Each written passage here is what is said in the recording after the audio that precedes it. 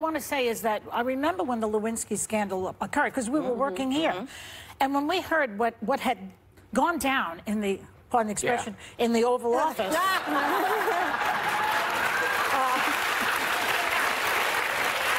When we heard about what happened there, it was the most shocking thing we had ever heard. I mean, we had never heard anything like this about a president in the White House, in the Oval Office, in the United States. And I believe that that set the bar very low, so that when we hear that Trump is grabbing women and he's doing this and he's got having porn stars and what have you, everyone's like, oh yeah, well, we heard this before. You know, it's not that new. So Clinton bears a tremendous responsibility for a lot of what we were talking in the first segment, in my opinion.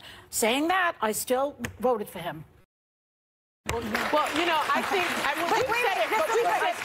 is that different than a Trump voter still voting for them after they grab him in the blank? I don't People think that... make moral compromises with things like this related to sex. Look, it's not that... Well, it's a little bit more complicated with Clinton. This was, well, I don't want to go into that. We've said on the show many times that Bill Clinton is not the first president to have an affair, right? I mean, Kennedy was known... Not in the White House. And not in the White House. Kennedy was known as being a Lothario. Off those carpets you could I mean, but I will... One more thing about that. Bill Clinton was on the right side in many ways. He did not denigrate people's handicaps. He did not denigrate your father, the United States military, people who had children who died in wars. He was not of that ilk. That's the part of Trump that I don't get why anybody supports him. It's not really only his language. But let me say something really quick.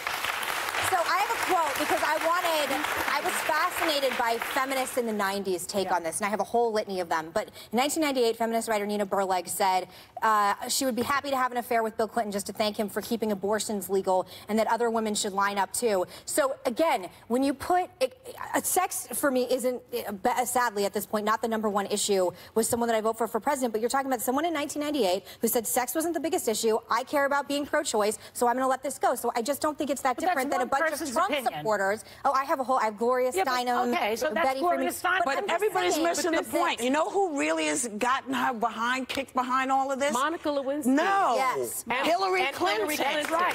That's right. Because women... Wait.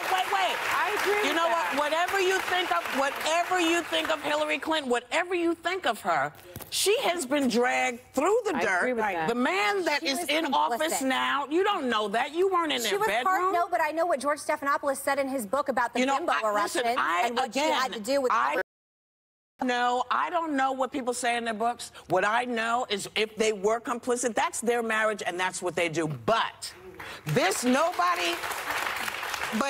this man dragged those women out and had them sitting there. Donald Trump did that. You know, during the debate, during the press conference. You know, this is the woman who goes through it every day from both sides, left and right.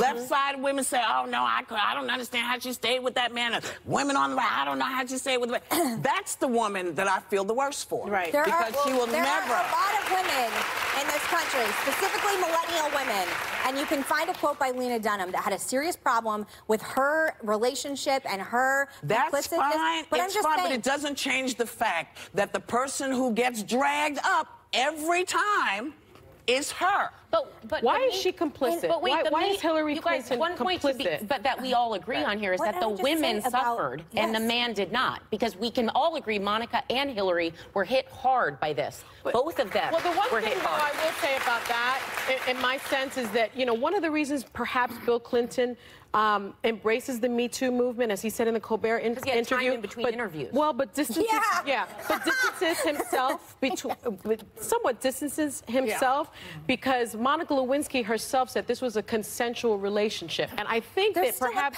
he doesn't understand this power dynamic. He seems to be missing that piece. And I don't quite understand that. I feel bad for Monica Lewinsky, who can't get the job she wants. She's not married. She's 44. Forever she's known as the woman who went down in the White House, if you will. I feel bad. I feel much worse for her than I ever felt for Hillary Clinton. She's had a social pariah label. Well, yeah. Everybody, you know, nobody comes out of this unscathed. No. Nobody. But it's possible that Clinton brought